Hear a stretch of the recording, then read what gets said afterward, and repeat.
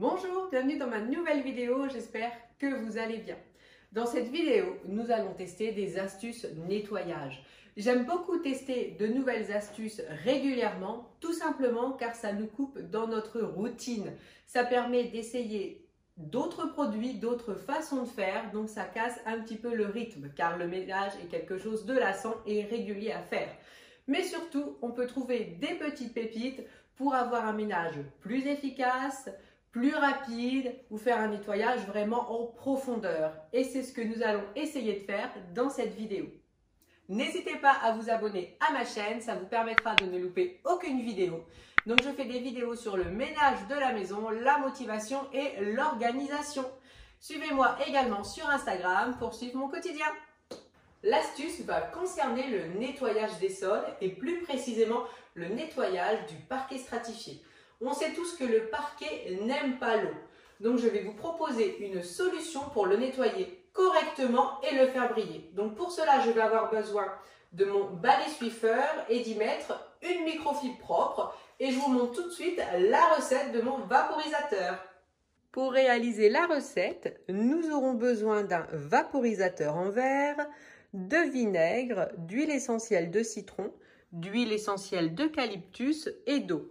Donc, il faut prendre un vaporisateur en verre. Du moment qu'on utilise des huiles essentielles, c'est conseillé. Donc, nous allons mettre moitié vinaigre, moitié eau, 10 gouttes d'huile de citron, idem pour l'eucalyptus.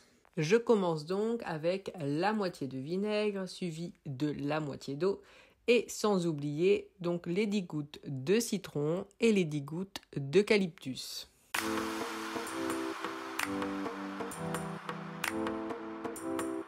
Et je prends le temps de bien mélanger. Et le mélange est prêt. Je tiens quand même à vous préciser que bien sûr, avant de laver le sol, j'ai forcément passé l'aspirateur. Concernant le flacon, donc il est en verre et il fait 250 ml. Sinon, les 500 ml, je trouve, sont trop lourds.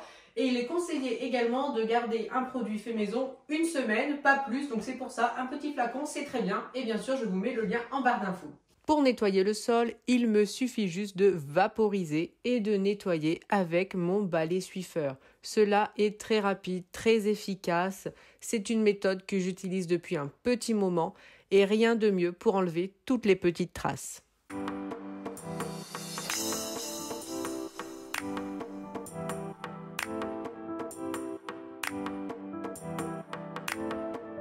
C'était mon astuce pour nettoyer le parquet. Je trouve cela très pratique. Ça sent le propre et surtout, ça sèche très vite. Cette astuce concernera les mauvaises odeurs que nous pouvons avoir chez nous. Une maison qui sent bon, c'est très important, mais pour arriver à ce résultat, il faut enlever tout ce qui peut être source de mauvaises odeurs. Et là, on va parler plus particulièrement des canalisations. Donc, que ce soit les canalisations de la cuisine ou la salle de bain. C'est important de les nettoyer correctement, tout simplement pour une évacuation simple et aussi pour éviter que les mauvaises odeurs remontent. Donc c'est ce que nous allons voir tout de suite avec cette astuce. Nous allons avoir besoin de plusieurs choses. Donc une bouilloire, du bicarbonate de soude, du vinaigre et un petit goupillon que je n'ai jamais testé, donc je vais en profiter pour le tester. Je pourrais vous dire ce que j'en ai pensé. Donc on va commencer tout simplement par nettoyer la canalisation avec ce petit goupillon pour enlever le plus gros.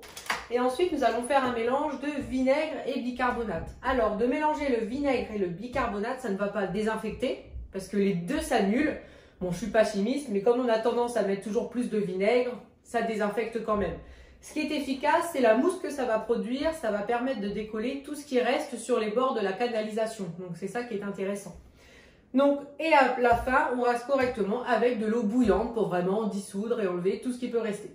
Je vais commencer à utiliser le goupillon et c'est vraiment fait pour les canalisations. Donc, il rentre facilement à l'intérieur.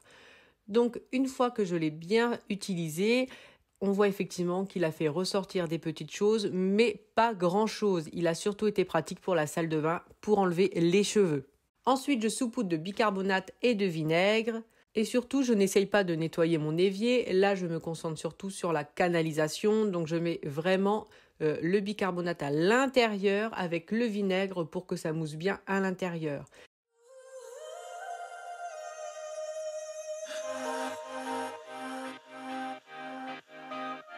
et je rince avec le vinaigre et j'en profite pour terminer ma bouteille. Il ne me reste plus qu'à allumer la bouilloire et une fois qu'elle est prête, je peux rincer correctement mon évier.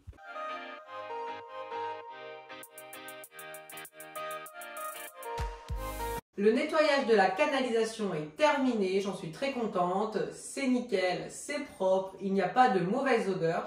Avant, j'avais tendance à mettre de l'huile essentielle de citron quand j'avais terminé. Mais je me rends compte qu'effectivement, c'est inutile vu que la canalisation est propre. Il n'y a rien qui peut rester et dégager des mauvaises odeurs. Donc du coup, ça sert à rien. J'ai toujours tendance à préférer une maison qui n'a pas spécialement d'odeur qu'une maison qui va sentir plein de produits à droite à gauche. Nous allons maintenant nettoyer le canapé en profondeur. J'ai eu énormément de messages pour me dire que comme moi, vous aviez des canapés qui n'étaient pas déhoussables. Donc c'est sûr que si votre canapé est déhoussable, vous enlevez les housses, vous les mettez à la machine, voilà, c'est terminé. Mais quand le canapé n'est pas déhoussable, c'est tout de suite un petit peu plus compliqué. Donc la première chose à faire sera de l'aspirer correctement. Évidemment, avant de l'aspirer, je débarrasse le canapé des quelques coussins et du panier du chat.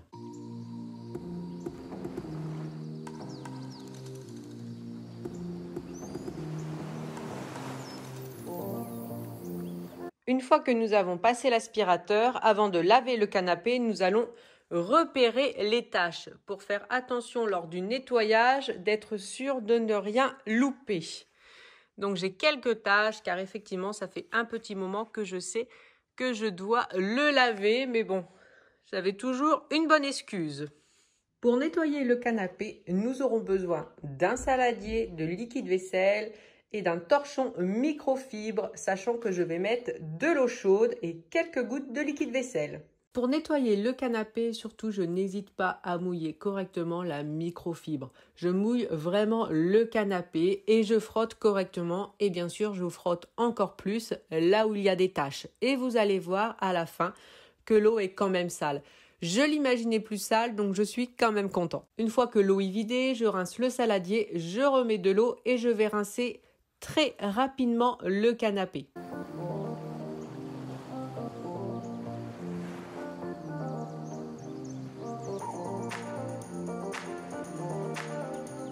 Une fois le canapé lavé correctement, je vais passer mon défroisseur. Donc on va dire que c'est optionnel. Moi j'aime bien le passer tout simplement car j'ai vraiment cette impression que la vapeur va retendre le tissu du canapé. Et si vous avez un balai vapeur à main, je pense que c'est encore mieux. Je vais passer le défroisseur partout, mais je vais surtout insister au niveau des coins, là où je trouve que le tissu est un petit peu détendu. Donc voilà, le canapé est propre, il sent bon, il n'a plus de taches. Personnellement, je trouve ça très satisfaisant, toutes les traces qu'il y a partout sur le canapé. Donc je suis très contente, une bonne chose de faite. Merci beaucoup d'avoir regardé la vidéo. J'espère vraiment qu'elle vous aura plu. N'hésitez pas à vous abonner, à la commenter et à l'aimer. Précisez-moi si vous connaissiez déjà toutes les astuces, s'il y en a certaines que vous avez envie d'essayer, si ça vous a motivé pour faire votre ménage. Je vous remercie et à bientôt.